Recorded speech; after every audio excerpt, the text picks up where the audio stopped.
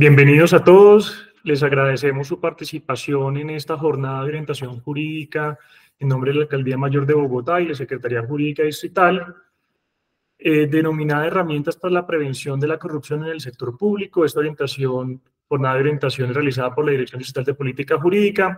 Y hoy tenemos el privilegio de contar con el profesor Óscar Capdeferro desde España, quien se ha unido a esta jornada para acompañarnos y para dictar una charla hacia ustedes para fortalecer todas estas capacidades que necesitamos en el cuerpo de abogados del Distrito Capital. Nuestra agenda del día de hoy va a estar enmarcada en estos 3 puntos, una introducción que voy a realizar como director distrital de política jurídica y la presentación de la jornada correspondiente para dar paso a la intervención de nuestro conferencista invitado, el profesor Óscar Capdeferro Villagrasa, para después finalizar con unas preguntas que giren en torno a la presentación que haga nuestro invitado.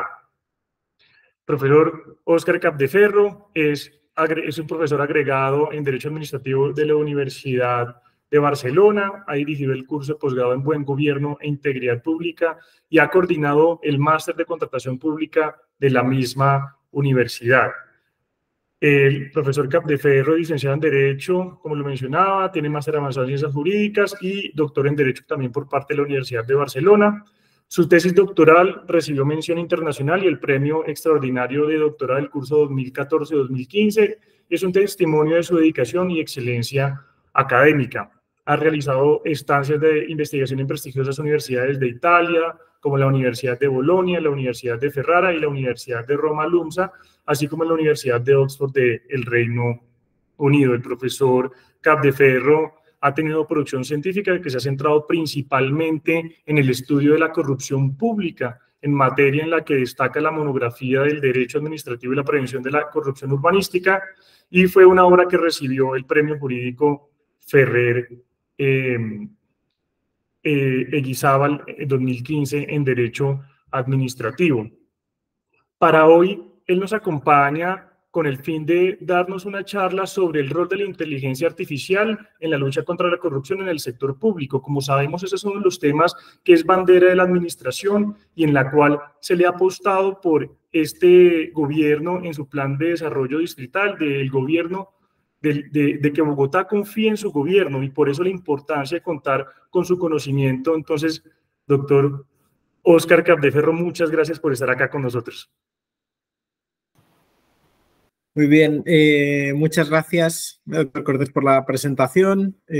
Buenos días a todas las personas también asistentes que están siguiendo pues ahora esta charla, ¿no? Esta ponencia que he preparado. Y bueno, y asimismo pues agradecer en general a la Secretaría Jurídica Distrital de Bogotá, ¿no? Por esta invitación y en general por la interesante iniciativa, ¿no? En la que pues están ustedes implicados, ¿no? Que creo que puede dar frutos muy interesantes y que sin duda me va a gustar mucho seguir, ¿no?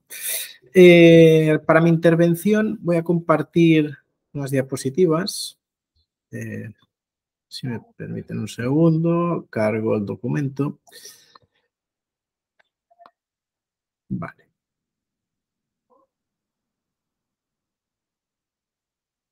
Muy bien. Efectivamente, ¿no? La charla centrada en prevención de corrupción está dedicada, ¿no? En este caso, a aportaciones de la inteligencia artificial. ¿Y esto por qué? Bueno, pues justamente porque creo que la digitalización de la lucha anticorrupción es el ámbito o el sector, podemos decir, en el que se están dando en estos momentos las mayores innovaciones en la lucha contra la corrupción. Es decir, ha habido otros elementos muy importantes, por ejemplo, pues la planificación de riesgo, que ha sido también, yo creo, una pieza fundamental para algunos avances en la lucha contra la corrupción, pero que es bastante anterior respecto de cuáles son los últimos avances en lucha contra la corrupción. Yo diría que se dan en este ámbito, en la digitalización, que además recoge otros avances, por ejemplo, justamente el de la gestión de riesgos, ¿no? Es decir, muchas de las herramientas que emplean sistemas avanzados de inteligencia artificial parten de una serie de indicadores de riesgo recogidos o trabajados ya con metodologías que desde los años 1990 se están desarrollando, ¿no? Entonces, bueno, sin más, simplemente, bueno, es decir que aquí hay una noticia, perdón, que está en catalán, no he encontrado otra porque se trata de una administración autonómica catalana que ha desarrollado una herramienta en materia de competencia para analizar pues, contratos públicos y detectar posibles acuerdos colusorios, ¿no? Es decir, un poco acuerdos entre empresas para falsear, digamos, un poco la competencia y también acabar generando en perjuicio de las administraciones públicas unos precios o unas valoraciones que no son reales tampoco, ¿no? Bueno, además del anterior, también hay otra herramienta interesante a nivel local que se está empleando también las administraciones españolas, que es de gestión de contratos públicos, ¿no? Que va haciendo un seguimiento del contrato público y de forma automatizada va generando alertas sobre varias situaciones de riesgo, digamos, ¿no? Por ejemplo, pues fraccionamiento de un contrato o que se recurre al mismo contratista o licitador, digamos, ¿no? Para adjudicar varios contratos parecidos, ¿no? Entonces, estos sistemas, en definitiva, se están encontrando y se están aprobando, creando y poniendo en funcionamiento constantemente en estos momentos por toda Europa y más o menos, ¿no? Digamos, con mayor o menor similitud a estos, por todo el mundo se están extendiendo. ¿Cuál es un poco la tendencia, ¿no? que yo creo que se puede ver? Es la progresiva automatización del control. Y en este caso pues sería del control anticorrupción. Lo he ilustrado con estas tres imágenes, ¿no? Es decir, en la primera fase pues era el control, la vigilancia plenamente humana, ¿no? Con un equipo, digamos, de inspectores, policías, de agentes públicos, en definitiva, que se encargan de comprobar, ¿no? De verificar si una situación es ajustada, acorde al ordenamiento jurídico o si supone alguna infracción. En la fase, digamos, intermedia, ¿no? Que sería la imagen central, pues sería el equipo, ¿no? El equipo humano ayudado, digamos, por un sistema informático. Y la última fase, por decir así, ¿no? de esta posible evolución estaría representada por la tercera imagen, que sería un control en el que todo se hace de forma automatizada, ¿no? Es decir, no hay intervención humana, excepto si hubiera algún error, alguna alegación, algún recurso. Ahí sería cuando entraría, digamos, ya la supervisión humana que comprobaría si el sistema automatizado digital ha funcionado correctamente o no. Entonces, en la lucha contra la corrupción, en estos momentos, prácticamente todas las herramientas que se están utilizando, al menos las que pues, yo he tenido ocasión de analizar, estarían en el grupo central, ¿no? Es decir, se trata de sistemas hacen un control semiautomatizado, digamos. Es decir, detectan situaciones de riesgo, que se llaman a veces alertas, a veces banderas rojas, y esas indicaciones, esas alertas, llegan a un equipo, digamos, humano, que se encarga de hacer la comprobación o de adoptar algún tipo de decisión al respecto de esa situación, digamos, de riesgo que ha sido detectada de forma automatizada. Por tanto, digamos, no estaríamos en una fase, digamos, de sustitución total de las personas que hacen labores de control, sino de herramientas de apoyo.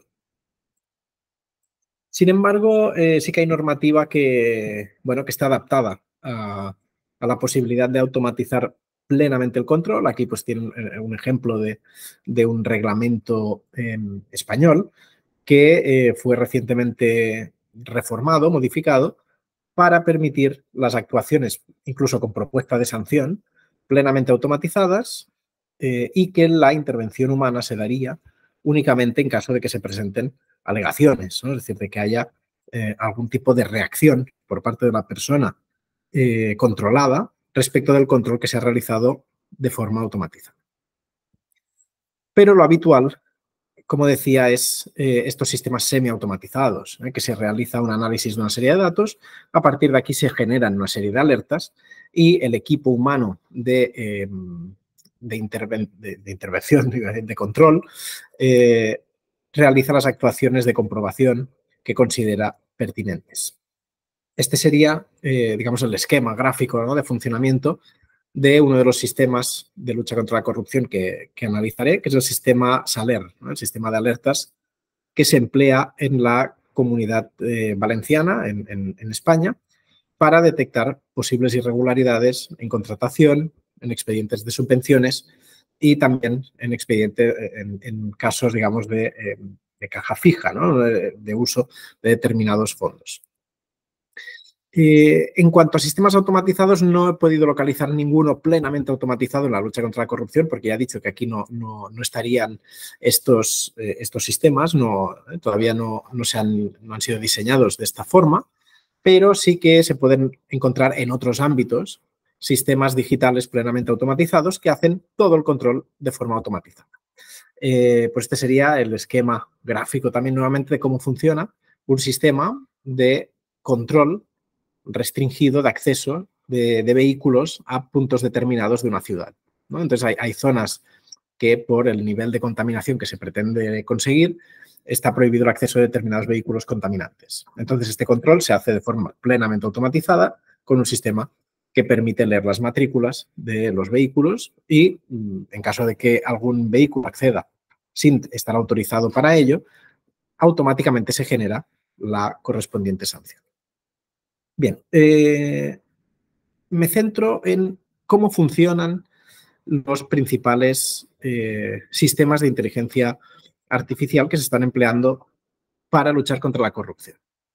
Estos serían sistemas, como decía antes, de alertas o de banderas rojas, ¿no? De banderas rojas, sistemas en inglés se suele llamar así, ¿no?, como sistemas de red flags. Entonces aquí, bueno, quería simplemente apuntar un elemento que después al final de la intervención volverá a ser de interés, ¿no?, y que volveré a considerar, que es que aquí estamos hablando, ¿no?, en los tipos de sistemas que presentaré, de sistemas que son empleados por cuerpos, por administraciones públicas que tienen capacidad para investigar prácticas, digamos, corruptas, pero siempre y cuando estas no constituyan un delito, ¿no? Es decir, no estoy hablando de sistemas que utilice el Ministerio Fiscal para perseguir autores de delitos, sino que estoy hablando de sistemas que utiliza, por ejemplo, un ayuntamiento o el equipo, digamos, a la oficina inspectora de una administración pública, pero, digamos, desde un punto de vista administrativo, no desde un punto de vista penal. Lo digo porque, ya digo, al final, desde el punto de vista de la regulación europea, esto puede determinar un posible cambio de régimen jurídico. Entonces, estos sistemas, insisto, no son utilizados por un organismo público con capacidad para investigar y perseguir delitos, ¿no?, sino simplemente para comprobar, verificar el cumplimiento del ordenamiento jurídico. Si hablamos de estos sistemas de alertas o de banderas rojas, después veremos algunos ejemplos. Lo que podemos determinar es que hay algunos puntos comunes, ¿no? El primero ya lo he avanzado antes, es que el control solo está parcialmente automatizado, porque lo que se automatiza es la detección de posibles indicadores de riesgo. Después ya a partir de ahí, eso ya no está automatizado, ¿no? Lo que se haga con esa información dependerá del equipo humano responsable del sistema informático. Este tipo de sistemas puede servir para priorizar cuáles son los expedientes o los casos que merecen mayor control o mayor atención por parte de quien está haciendo las comprobaciones y, en cualquier caso, lo que detecta el sistema debe ser después comprobado, validado, verificado por un inspector, un investigador humano, ¿no?, que tenga esta capacidad, digamos, para constatar la veracidad de un hecho. Entonces, partiendo de esto, ¿vale?, de estas ideas básicas comunes a estos sistemas, lo que podemos decir es que aunque los sistemas pueden variar, cada uno es peculiar, ¿no? Se diseña a medida para cada administración y para lo que quiere hacer y para el tipo de control que quiere llevar a cabo, pero en general, a partir del estudio, ya digo, de varios casos, creo que se puede concluir que hay 4 tipos distintos de banderas, ¿no?, que son los que se muestran en la imagen. En primer lugar, serían las banderas que suponen un riesgo de irregularidad. En segundo lugar, las que llamo, ¿no?, las que indican o señalan una situación ilegal, pero que puede llegar a ser justificada. En tercer lugar, situaciones ilegales que no se pueden justificar, en las que no cabe justificación. Y cuarto tipo de banderas o alertas sería cuando no se puede llegar a una conclusión sobre si hay indicios de irregularidad porque la información que se tiene no permite llegar a ninguna conclusión. Entonces serían las banderas o las indicaciones que están alertando que faltaría información para que pueda funcionar correctamente el sistema en ese tipo de, en ese expediente o en ese caso concreto. Me refiero brevemente a algún ejemplo de cada uno de estos tipos para que se vea mejor, ¿no?, para que se entienda más fácilmente. El primer caso, hablábamos de situaciones de riesgo de irregularidad, pero no hay una ilegalidad que podamos decir real en el asunto, ¿no?, en el expediente analizado. Aquí el ejemplo que pongo es del sistema Aracne. Es un sistema también podemos decir, de banderas rojas o de riesgo, de valoración de riesgos, que se utiliza por la Comisión Europea y que pone a disposición de los Estados miembros de la Unión Europea que quieran utilizarlo para comprobar la regularidad en el uso de fondos que provienen de la Unión Europea, de recursos económicos que provienen de la Unión Europea. Entonces, uno de los elementos de riesgo que detecta el sistema, y es el que aquí pueden ver en la imagen, es la reputación de las personas que participan en un procedimiento. Pues, por ejemplo, en este caso, se trata de un procedimiento de otorgamiento de subvenciones y una de las personas que concurre para poder obtener esa subvención se dice que es una persona que ha sido condenada o que ha estado implicada en un caso de soborno en otro estado, ¿no?, en otro país, y entonces consta este antecedente, digamos, de mala reputación de esa persona. Entonces aquí ya digo, es simplemente una situación de riesgo que podría conducir, es decir, podría ser un indicador de irregularidad, pero esta información no necesariamente nos lleva a concluir que aquí, en el caso de esta subvención, haya una mala práctica, necesariamente que deba ser controlada, un caso de corrupción. Lo único que dice, basándose en estudios que consideran que el riesgo de reincidencia en casos de corrupción es elevado, ¿no?, o al menos supone un factor a tener en cuenta, a partir de esa información se incluye la actividad o la conducta pasada como factor de riesgo. Esto mismo, en la imagen, digamos, abajo de toda la derecha, en la esquina, aparece como indicador en otro sistema, es decir, no solo Aracne lo utiliza, el sistema Red Flags EU, que sería el recuadrito este que ven, ¿no?, con el número 1, Contracting Authority, también utiliza este indicador de riesgo, ¿no? Es decir, lo considera, incluso le pone color a la bandera, dice que esto sería una bandera, ¿no?, pink flag, ¿no?, es decir, que lo marca con color específico. ¿Por qué? ¿No? Y justamente por eso mismo, porque considera que puede ser un riesgo, aunque obviamente esa información no señala que en el caso presente haya habido corrupción, ¿no? Segundo tipo de bandera, ¿no? Sería un caso potencialmente ilegal, pero que puede ser justificado. Aquí he seleccionado fragmentos de la normativa de la Ley de Contratos del Sector Público en España. ¿Por qué? Porque la normativa de contratos públicos señala un procedimiento que se debe seguir abierto, con concurrencia, para que se pueda adjudicar el contrato pues, a la persona que corresponda, a quien se deba adjudicar. Pero esta normativa, este tipo de procedimiento con estas características puede ser obviado, es decir, puede ser sorteado y hacerse una adjudicación directa. Pero esto solo se puede hacer en determinadas condiciones. Entonces, cuando ha habido un otorgamiento de un contrato sin que se haya seguido el procedimiento, digamos, ordinario, eso en principio será ilegal.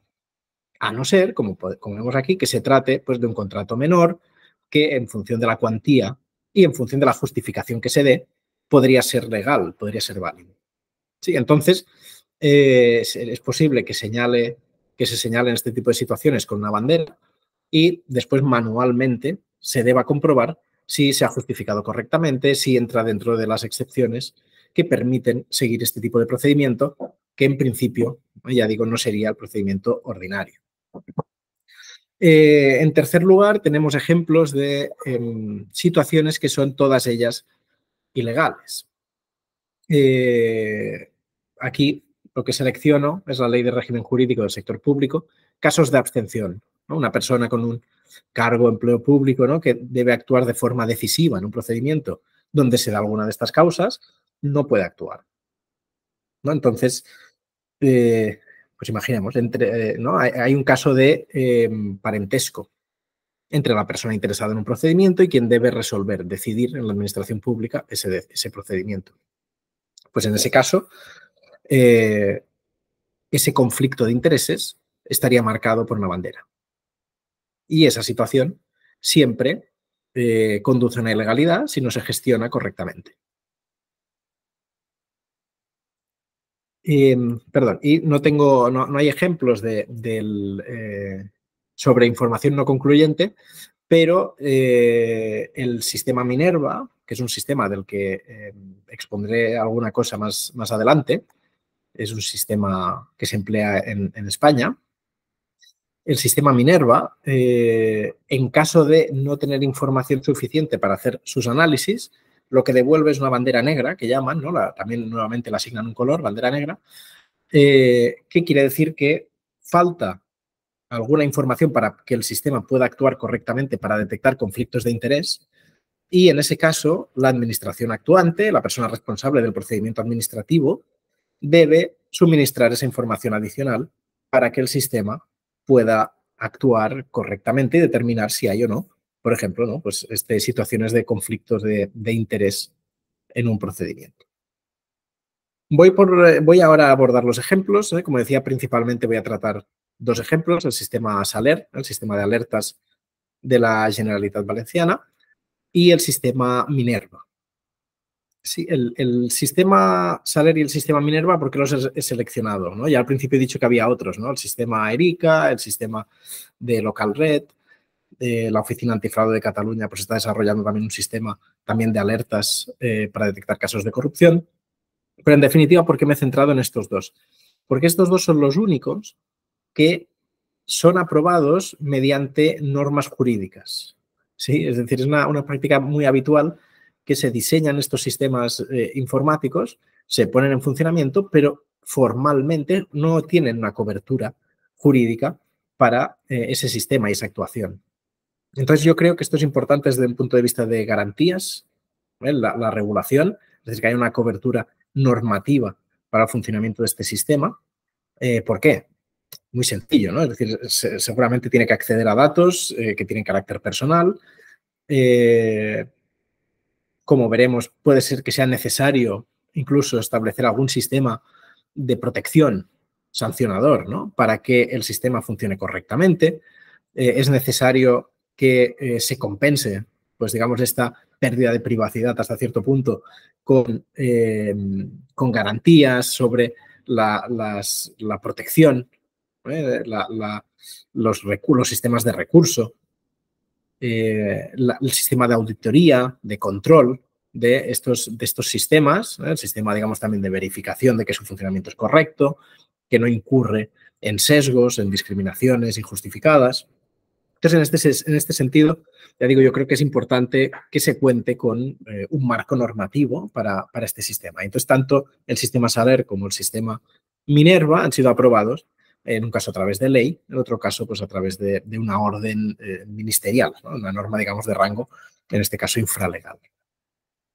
El sistema de alertas, el sistema SALER, se aprueba en el año, la ley que lo aprueba es del año 2018 y el sistema empieza a funcionar en el año 2019. ¿Y qué es lo que hace? Genera las alertas en caso de detectar alguna situación que se considera una mala práctica, que pueden ser casos de corrupción o otras cuestiones de mala administración que no sean necesariamente corruptas. Y a partir de aquí, el equipo de inspectores humano lo que debe hacer es clasificar esas alertas, a ver si merecen mayor seguimiento o bien si no merecen seguimiento. En ese caso, cabe plantearse también el hecho de que sea un falso positivo. Sí, es decir, que el resultado, la alerta, esa banderita roja, se haya producido por un error en los datos. ¿No? Es decir, por ejemplo, establece que hay una relación de parentesco entre dos personas, pero que eso se base en un dato erróneo o en una inscripción equivocada en algún registro público o simplemente, aunque no entra dentro de esta definición, también podría ser un falso positivo cuando el positivo o la bandera se señala por un mal funcionamiento del programa. Es decir, los errores de los sistemas informáticos están más que acreditados, ¿no? Es decir, que puede ser que el sistema, a pesar de haber sido muy bien programado, hasta que no se detectan los fallos, vaya generando positivos que no sean ciertos, ¿no? Y se deban a un mal funcionamiento del sistema. Muy bien, aquí siguiente punto que me parece importante del sistema de alertas valenciano es que, como decía antes, incorpora un sistema, un régimen sancionador. Lista una serie de infracciones y estas infracciones llevan aparejada una sanción, ¿no? Implican una consecuencia sancionadora. Entre infracciones se incluye, digamos, hacer un abuso, por así decirlo, del sistema, ¿no? Es decir, que el equipo inspector acceda de forma injustificada a los datos del sistema, pero también se considera infracción que las personas que tienen que ser objeto de control por este sistema eludan de alguna manera el control, ¿no? Es decir, que no proporcionen la información o que la proporcionen de manera incorrecta. Entonces, yo creo que esto es importante porque estos sistemas se basan tanto en los datos que unos datos de mala calidad invalidan este sistema de control. Entonces, digamos, un sistema de garantías, por ejemplo, a través de potestad sancionadora, puede ser de gran interés. Muy bien, pasamos al sistema Minerva, otro sistema de banderas rojas.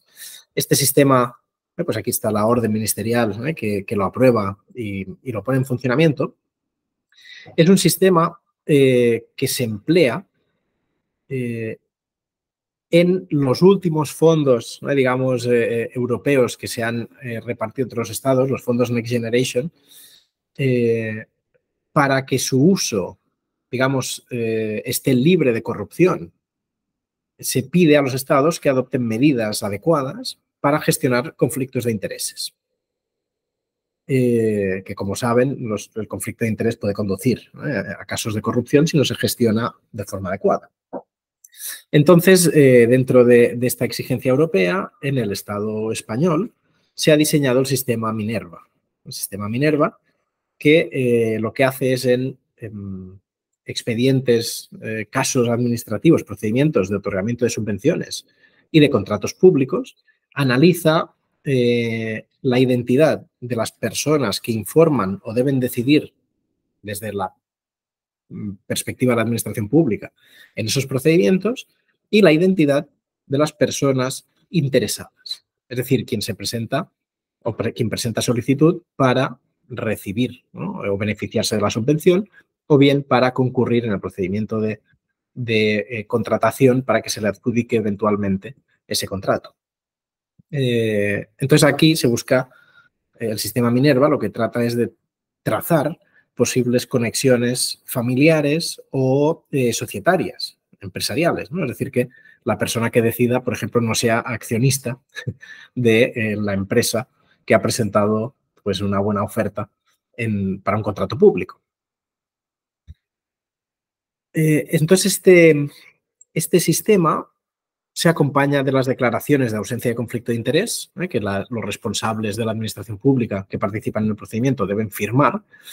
Y entonces, digamos, operaría como una especie de sistema de autocontrol acompañado del sistema de control automatizado para detectar posible conflicto de interés de forma automatizada que realiza Minerva. Aquí una diferencia quiero señalar entre estos dos sistemas que creo que ofrecen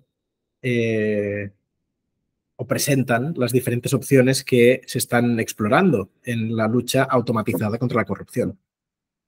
Este sistema Minerva está pensado para actuar de forma preventiva.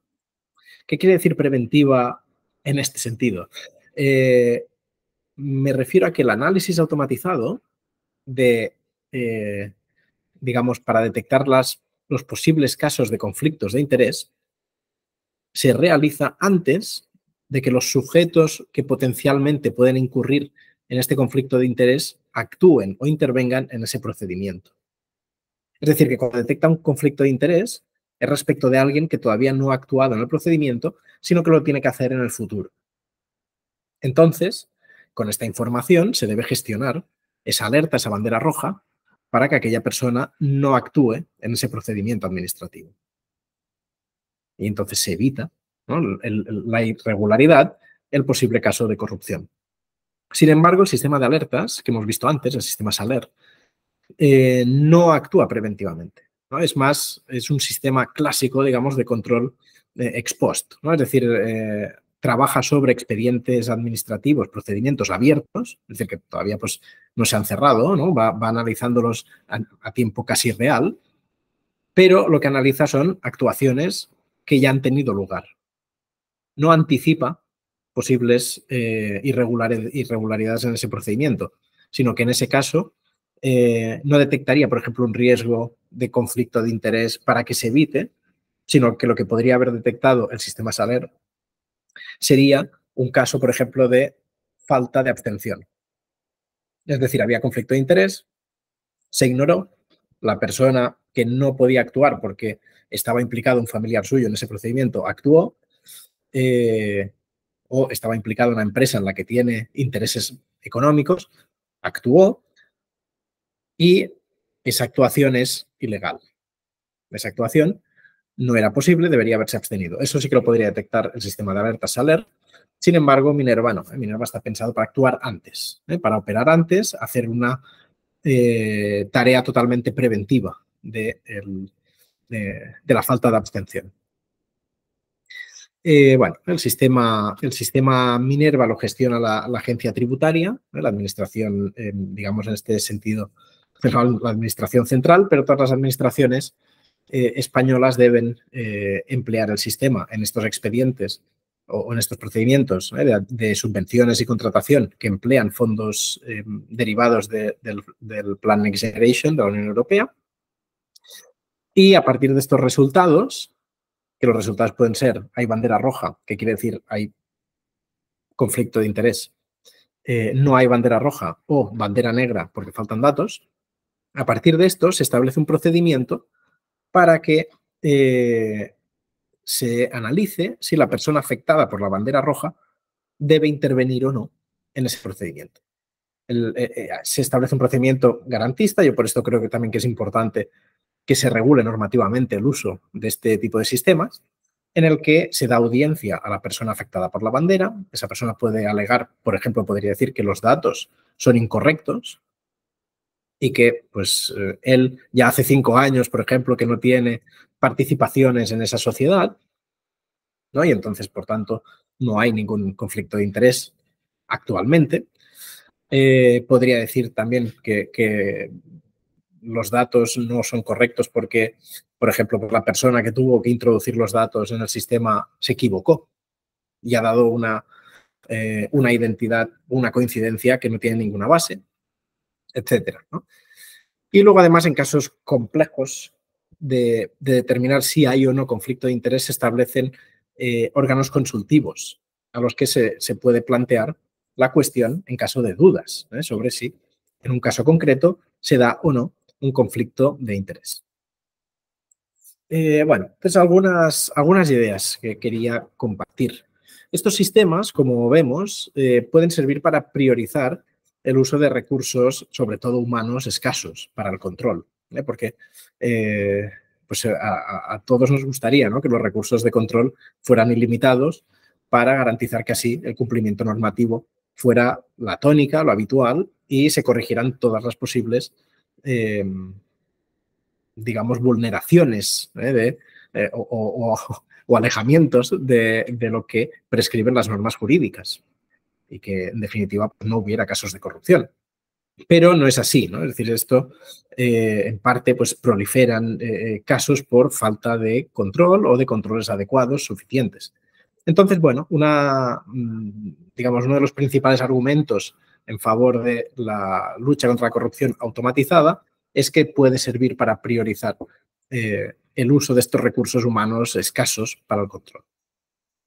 Sin embargo, como hemos visto, el sistema por sí mismo puede no hacer nada, es decir, simplemente irá lanzando alertas y si el equipo humano responsable del sistema ignora esas alertas, pues el sistema no sirve de nada.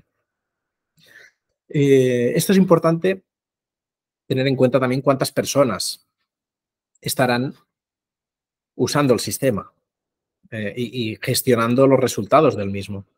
Por ejemplo, en el sistema de alertas SALER,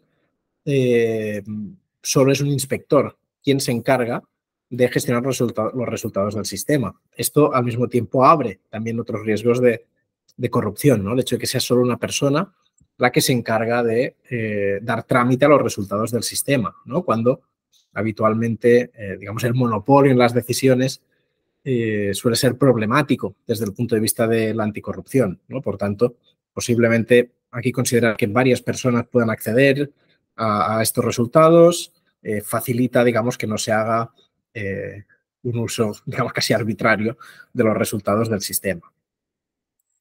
Después, otro elemento a tener en cuenta es que puede haber limitaciones, ¿no? Es decir, estos sistemas no aprenden solos todavía a detectar casos de corrupción. Bueno, detectan en función de cómo se programa, qué indicadores, qué información se le pide que cruce y que detecte, ¿no?, para saltar la alerta. Por tanto, si quien lo ha programado simplemente ha querido programar, me lo invento, coincidencias de números de identidad para ver si hay relación, identidad de persona o relación familiar, cualquier otra cosa más allá de esto no será detectada. Entonces, bueno, esto conviene tenerlo en cuenta, ¿no? Es decir, no puede confiarse todo el control únicamente en el sistema automatizado por este problema. Y luego, en último lugar, no puede compensar, ¿no?, un número insuficiente de personas dedicadas a la inspección. Es decir, el avance en la automatización es muy importante, pero creo que no debe ser en detrimento, digamos, de la consolidación de equipos formados, competentes, para la lucha contra la corrupción y las malas prácticas en la administración pública. Bueno, otro punto, no es último todavía porque quiero referir a otra cuestión, especialmente de transparencia, pero otro elemento importante es si es buena opción, ¿no?, combinar control automatizado, control humano. Bueno, aquí pongo un ejemplo. Es justamente el sistema que yo les indicaba al principio, que decía, bueno, este no es de lucha contra la corrupción, ¿no?, que es el sistema automatizado para detectar si los vehículos que acceden a una zona determinada tienen autorización o no. Entonces, aquí pueden ver, esta es la imagen de la multa, de la sanción, y se multó al vehículo este blanco, al coche que está encima de la grúa. Claro, aquí no se está incumpliendo el ordenamiento jurídico, porque el vehículo está encima de la grúa, no está circulando. Sin embargo, el sistema automatizado no tiene capacidad de interpretar la imagen, ¿no? Simplemente tiene la capacidad de leer la matrícula, leyó esta matrícula y procedió a sancionar. Entonces, esto si fuera un sistema semiautomatizado y llega esta alerta al equipo inspector humano, rápidamente diría esto es falso positivo, porque el hecho, la situación, no implica que se haya cometido la infracción que en principio está detectando el sistema. Por tanto, esta conexión que se ha hecho es falsa, ¿no? Un falso positivo. Además, los sistemas, como decía, dependen mucho de la calidad de los datos. Por tanto, es importante que el sistema de recogida, ¿no? El sistema de almacenamiento de datos que tengan las administraciones públicas sea adecuado, que estos datos sean completos. Por ejemplo, en un procedimiento de contratación pública, que no simplemente haya los datos de la persona que gana o a la que se adjudica el contrato, sino todas las participantes. Eso pues son una serie de datos que podemos decir accesorios, adicionales, pero que también pueden ser importantes para detectar casos de corrupción. Y como decía sobre transparencia, es la guerra, ¿no? La guerra un poco más reciente, ¿no? Los sistemas de inteligencia artificial son sistemas complejos por cuestiones de propiedad industrial y otros asuntos. Se tiende a su opacidad, a que no se pueda acceder a ellos, a que no se conozca su contenido, pero esto va en contra de los principios de transparencia, donde lo que se busca es todo lo contrario, que cada vez se tenga más información sobre qué herramientas, de qué manera está funcionando la administración pública. Entonces, estos sistemas, para luchar contra la corrupción, son sistemas que se considera información pública, que se está empleando para garantizar el cumplimiento normativo y prevenir o detectar la corrupción.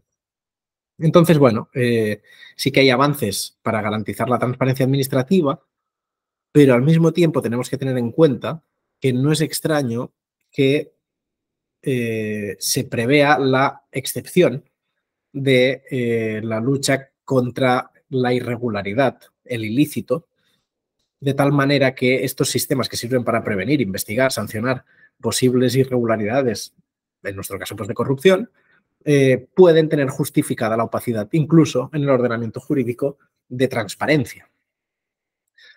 Y por último, quería hacer referencia, está en los últimos trámites de aprobación en estos momentos, el Reglamento Europeo de Inteligencia Artificial, y este reglamento establece medidas o garantías adicionales para sistemas de inteligencia artificial, que serían pues, estos sistemas autónomos, que además se consideren de alto riesgo. Establece garantías adicionales antes de ponerlos en funcionamiento y después, una vez están en funcionamiento, aquí, por ejemplo, este artículo hace referencia a obligaciones de transparencia que se aplican a sistemas que se consideran de alto riesgo. Y entonces vamos a resolver la pregunta, ¿no? Y con esto cerraría mi intervención de, ¿es un sistema de alto riesgo estos sistemas que hemos visto? El sistema de alertas, el sistema de Minerva para detectar conflictos de interés. Pues, en fin, después si analizamos los casos que se consideran de alto riesgo, vemos que no, ¿no? Es decir, podría ser de alto riesgo un sistema que sirva para otorgar ayudas, incluso eventualmente para retirarlas. Entonces, a partir de la idea de revocación podría llegar a entrar algún sistema de estos, pero en principio no. Aquí se asocia más a los sistemas que se vinculan a otorgar subvenciones o reconocer situaciones jurídicas favorables. Y si vemos el bloque 6, Law Enforcement, de sistemas que se emplean para la detección de irregularidades, aquí lo que podemos ver es que se refiere principalmente a la investigación, la detección y la prueba de, de delitos, ¿no? Es decir, de infracciones penales. Entonces, ya digo, los cuerpos, las administraciones que emplean estos sistemas, pero que no tienen competencia para investigar y perseguir delitos, no pueden estar o no estarán dentro de este bloque. Por lo que, en definitiva, la normativa europea más reciente se aplicará a estos sistemas, porque son sistemas de inteligencia artificial, pero no se aplicará las máximas garantías, por así decir, que prevé este nuevo reglamento, porque no entrarían dentro, generalmente, yo creo que se puede concluir que no entrarían dentro de este sistema más garantista por ser de alto riesgo. Entonces, como no serían de alto riesgo, quedarían excluidos de esto. Hasta aquí mi intervención. Muchas gracias y ahora pues estaré atento a las preguntas que se planteen. No, profesor Oscar, de verdad, muchas gracias. Muy interesante todos estos ejemplos que nos planteas de los sistemas de alertas. Me llamó mucho la atención lo que nos mencionabas de las red flags y también de cómo es importante no dejar solos estos sistemas pues, automatizados, sino que siempre es importante todavía el componente humano para este tipo de controles. Yo quería preguntarte, van como dos preguntas en una, pero un poco para el desarrollo de estos sistemas en España o de las experiencias que tú has podido investigar y revisar, ¿tuvieron algún tipo, digamos, un desarrollo interno propiamente o tuvieron, digo, de pronto algún acompañamiento externo de algún crédito, de algún acompañamiento técnico de algún organismo internacional? Y dos, ¿cuánto tiempo tomó como esa transición o la implementación de pasar de controles, digamos, convencionales a la inclusión de este tipo de sistemas automatizados digamos, o de desarrollo de sistemas para el tema de la corrupción?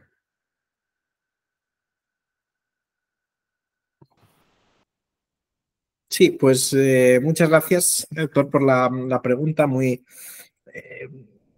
pertinente, ¿no? Porque sirve para el calendario también, ¿no? Es decir, calendario de implementación de estas tecnologías, ¿cuál es? Puedo dar alguna orientación al respecto, ¿no? En primer lugar, primera pregunta, ¿no? de quién se ha encargado de la realización, ¿no? Aquí quién desarrolla, quién programa, ¿no? Por así decir, estos sistemas. Aquí depende de la capacitación técnica del personal propio, ¿no? Es decir, si hay alguien en la institución, alguien o un grupo que se ve capacitado para llevar a cabo el sistema que se quiere lograr, se puede hacer a nivel interno, ¿eh? Y esto, por lo que me consta, de momento se está haciendo en algún sistema que está, en fin, que todavía no está operativo, pero sí que conozco alguno. Y luego Minerva, no lo sé seguro, entonces prefiero no arriesgar si Minerva es de realización propia o no. Pero después, el ejemplo que yo decía muy rápidamente al principio de Local Red, que se ofrece a administraciones locales, ese no había personal suficiente capacitado para desarrollarlo internamente y se contrató a una desarrolladora tecnológica. Se hizo un concurso público y se presentaron pues las varias empresas tecnológicas y la mejor oferta pues terminó siendo la que se adjudicó para realizar este sistema. Sí que se hizo en colaboración. Después el equipo administrativo de la administración pública iba dando las indicaciones de lo que se quería hacer y de qué manera. Pero, digamos, la programación técnica como tal se hizo externamente. Evidentemente, esto ya pues pactando las condiciones que va a ser un sistema que se va a compartir, ¿no? Porque esto, pues la empresa tecnológica seguramente tiene mucho recelo en que se comparta y demás. Entonces, bueno, se le tiene que informar convenientemente de qué uso se va a dar y por parte de qué sujetos. Y después el tiempo, ¿no? Segunda pregunta sería el tiempo. Bueno, perdón, vuelvo un segundo a la primera. El sistema de alertas, Saler, este se desarrolló por un equipo universitario. Es decir, la administración, en este caso autonómica, contrató, digamos, el desarrollo del sistema a un grupo de investigación universitario que estaba también interesado en explorar cómo desarrollar este tipo de sistemas. Entonces, pues los dos allí se pusieron de acuerdo porque buscaban lo mismo. Entonces, esta es, ya digo, otra opción. Entonces, bueno, aquí hay un poco, ¿no? las distintas opciones, pero lo importante aquí es primero que se analice si con el personal propio se puede hacer y qué se puede hacer. Y si hay limitaciones, pues luego ya ir a buscar si lo que se requiere es un perfil, pues no sé, académico, universitario, porque es algo un poco exploratorio, o si es algo que puede estar ya en el mercado de forma más amplia, pues entonces sería contratar una empresa tecnológica, etc. Y luego el tiempo. Habitualmente estos sistemas, por ejemplo, el sistema de competencia que también he indicado al principio, las primeras noticias son del 21, empieza a funcionar en el 23. El sistema de alertas se empieza también a mover en el 2016, se acaba poniendo en funcionamiento a finales del 18. Entonces, habitualmente suelen ser un par de años. El sistema Minerva, por ejemplo, se plantea el uso de sistemas automatizados en el año 21 y es en el 23 cuando Minerva está accesible. Entonces, habitualmente suele ser este un plazo bastante habitual, ¿no? 2 años entre pues, que se contrata, se prueba si funciona bien y después empieza a funcionar. No, doctor Capdeferro, muchas gracias porque nosotros acá en el distrito capital de la ciudad de Bogotá, pues tenemos nuestro modelo de gestión jurídica anticorrupción que se expidió por medio de un decreto en el año 2022 y a partir de ahí se establece la creación de nuestro sistema jurídico integral anticorrupción bajo sus siglas SIGIA. Y este propiamente pues es, digamos, como el sistema que se pretende crear a partir de este marco normativo con un ciclo de análisis, de formulación, de prevención, sanción y reparación, pues de todos esos temas de lucha anticorrupción. Entonces, por eso preguntaba, para entender un poco cómo ha sido esa dinámica de implementación de estos sistemas allá en España, que nos puedan servir como referente para seguir fortaleciendo nuestro sistema jurídico integral anticorrupción y también nuestro modelo de gestión jurídica anticorrupción. No sé si nuestras compañeras que nos acompañan, Mónica o Jennifer, tienen alguna pregunta para el doctor Capdeferro.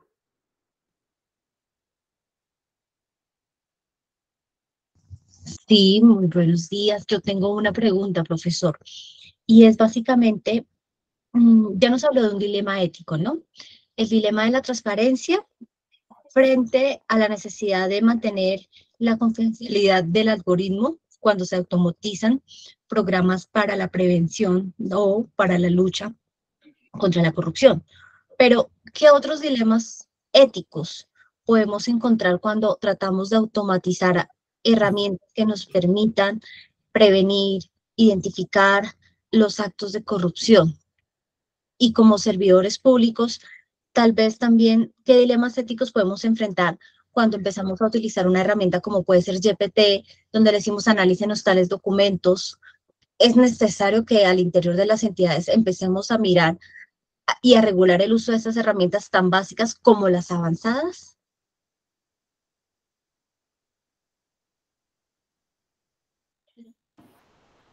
Sí, muchas gracias por la pregunta. De nuevo, interesantísima porque abre un tema que está llevando mucha reflexión académica, ¿no? Que es justamente los dilemas éticos que abre la inteligencia artificial y específicamente aquí, en la pregunta, pues usted ¿no? hacía referencia a las inteligencias generativas, justamente, ¿no? Que son las que quizás están planteando más quebradero de cabeza y además las que, digamos, han impactado más en la sociedad, ¿no? Porque se ha visto lo que pueden hacer y parecía imposible hace apenas un año, ¿no?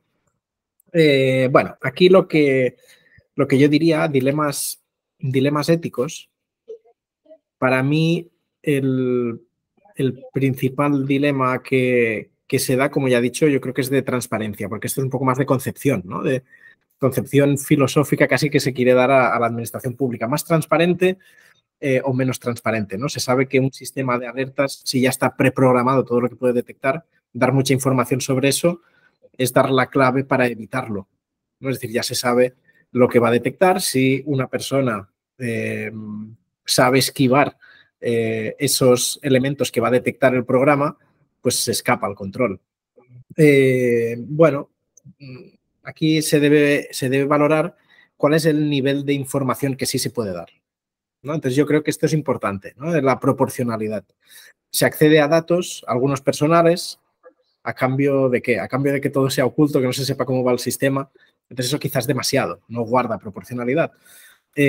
Ahora, que se sepa algo de información, pues este sistema va a buscar lo que sea. Coincidencias entre la identidad de personas que están en el sector público realizando funciones decisoras y datos pues, de familiares, de empresas. Bueno, entonces más o menos se puede tener una idea. Pero qué grado de detalle, esto es lo que yo creo que algunos datos, para que funcione correctamente el control, es posible que no deban suministrarse, pero a cambio de ofrecer otras garantías, a cambio de poder decir a la ciudadanía y a las personas que son objeto de control, que pueden ser también empleados públicos, servidores públicos, que primero esa información personal que se analiza está bien gestionada, bien guardada, ¿no? Es decir, no se dan a conocer públicamente pues, las alertas, ¿no? Además, decir que poder garantizar técnicamente que ese sistema no discrimina, es decir, que no va a detectar solamente banderas de personas que viven en un barrio determinado, por ejemplo, ¿no? O no va a determinar o no va a perseguir específicamente personas con determinado perfil, ¿no? Sino que se va a guiar de manera objetiva por indicadores que están bien ponderados. Y después está el sistema el dilema de la privacidad, ¿no? Es decir, hasta qué punto dejamos que entre este tipo de sistema automatizado. ¿Qué tipo de datos pueden consultar? En el sistema de alertas valenciano, el sistema SALER, por si es de su interés, pueden consultarlo. Se plantea acceder a datos que estén publicados en redes sociales para detectar posibles casos, por ejemplo, de amistad íntima. Entonces, bueno, esto, ¿hasta qué punto? ¿Hasta qué datos se pueden emplear y se pueden conseguir, ¿no? Bueno, yo creo que esto también tiene interés, ¿no? Porque de ahí dependerá también el buen funcionamiento del sistema. Es decir, si el sistema solo puede detectar de manera muy sencilla identidades en el número de identificación personal y nada más, no tiene más datos, pues posiblemente puede operar muy poco, ¿no? Y detectará muy pocas cosas. Entonces necesitará mucha información para funcionar bien y detectar otros ámbitos, otros supuestos de malas prácticas. Pero, ¿hasta qué punto? ¿No? ¿Hasta qué punto? Y este es el elemento que conviene valorar muy, muy bien, ¿no?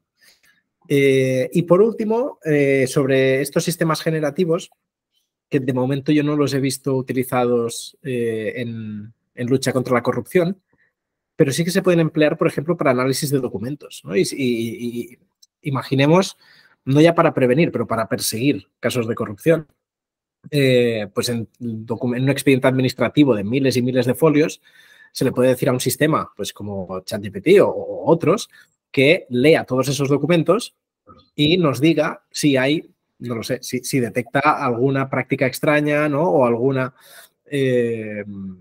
digamos, algo anormal, por así decir, en esa documentación, ¿no? Y esto sí que se podría utilizar, lo que pasa es que ya no lo veo tan preventivo, no lo veo tan preventivo.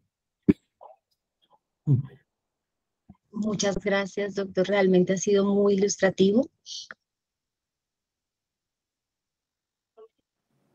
Bueno, doctor, en Colombia nosotros tenemos una plataforma donde registramos todas las actividades de contratación del Estado, pero esto es una plataforma y tiene datos abiertos. Esta plataforma nos permite la consulta de información, pero digamos que en la aplicación de inteligencia artificial, ¿cómo lograron para que se generaran parámetros o indicadores donde realmente se detectaran de manera objetiva casos de corrupción? Porque tanta información que tiene un sistema, es muy difícil enseñarle a una inteligencia artificial qué buscar para que realmente esto sea efectivo y que sea una herramienta útil para la lucha anticorrupción. Claro, aquí sí, gracias por la pregunta. Esta es la clave para que funcionen los sistemas. Es decir, hay que primero diseñar muy bien, por así decir, como el mapa de riesgos. Es decir, esto posiblemente es algo que incluso ya han hecho, ¿no? Porque esta metodología, ¿no? de pensar en riesgos, pues, de corrupción y cuáles son los indicadores de esos riesgos, puede ser que ya esté, que se haya hecho en algún punto. Entonces, esta es la información que después sirve para diseñar el programa informático, ¿no? Es decir, cuando ya se ha visto cuáles son los indicadores, hay que dar un paso más, que esto es lo que posiblemente no se había hecho, ¿no? que es, ¿y este indicador a partir de qué datos lo encuentro? Es decir, ¿qué datos tengo que cruzar aquí para llegar a detectar esta cosa que quiero detectar? Y como bien decía en la pregunta, ¿no? Claro, existe de manera incluso pública, ¿no? Para que otros actores puedan revisarlo, información sobre la contratación, pero claro, esos datos, esos datos, en toda esa información hay que seleccionar cuáles son los datos relevantes para cada uno de los indicadores. Y eso es lo que hay que automatizar, digamos, este cruce de esos datos, ¿no?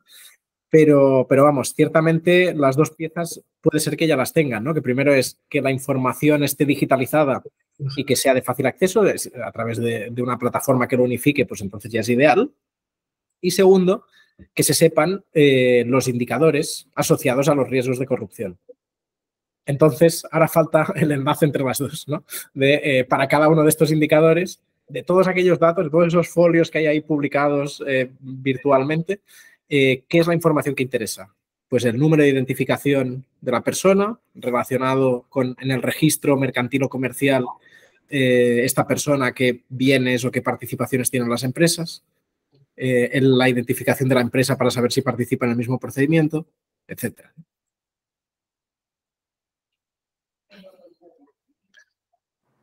No, pues profesor Óscar Capdeferro, muchas gracias. De verdad que ha sido muy ilustrativo esto para nosotros.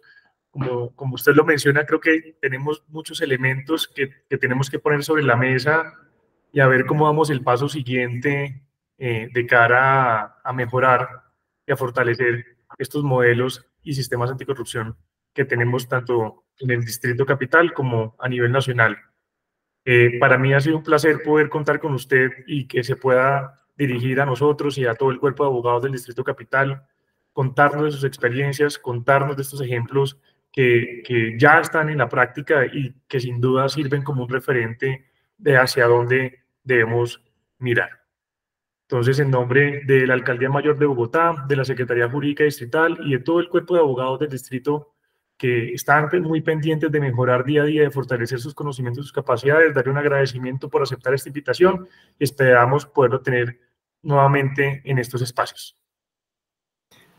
Muy bien, muchas gracias. Ha sido para mí un placer estar participando en esta actividad.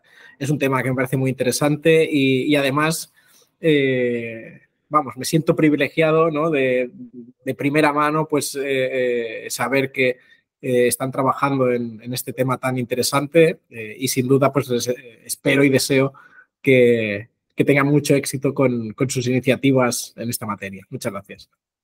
Sí, profesor. Hasta luego. Que esté muy bien. Hasta luego. Adiós.